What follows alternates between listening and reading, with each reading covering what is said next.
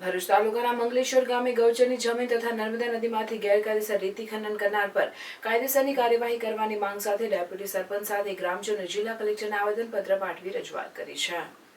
જિલ્લા કલેક્ટરને પાઠવવામાં આવેલ આવેદનપત્રમાં જણાવ્યું છે કે મંગલેશ્વર નજીક આવેલી નર્મદા નદી સર્વે નંબર 899ની છે, જે જમીન ગૌચર હોય, જેમાં છેલ્લા ઘણા સમયથી ગેરકાયદેસર રેતી ખનન થઈ રહ્યું હતું। આ ગેરકાયદેસર ખનનને ગ્રામજનોએ તારીખ 26/3/2025ના રોજ જનતા રેડ કરી અટકાવી તેની જાણ ખાણ ખનિજ વિભાગ, મામલતદાર તથા પ્રાંત અધિકારીને કરેલ હતી, જે બાદ તારીખ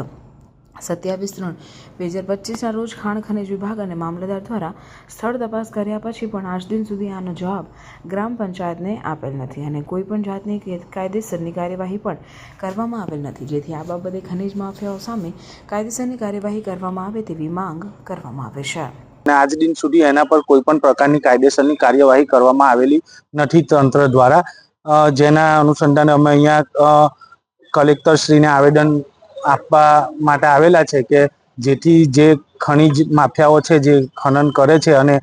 નદીના પ્રવાહને અવરોધ કરી મોટા માટીના રસ્તા બનાવી દીધેલા છે, જેથી કરીને નદીનો પ્રવાહ ચેન્જ થઈ ગયો છે, આખો ફંટાઈ ગયો છે અને પાણીનું સ્તર દિવસે ને દિવસે નીચું જતું જાય છે। એટલે અમારી માંગ એ છે કે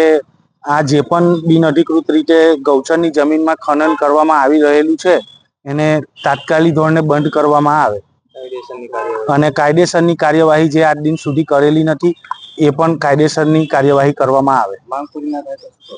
માંગ પૂરી ના થાય તો પછી ફરી અમે આગળ આંદોલન કરીશું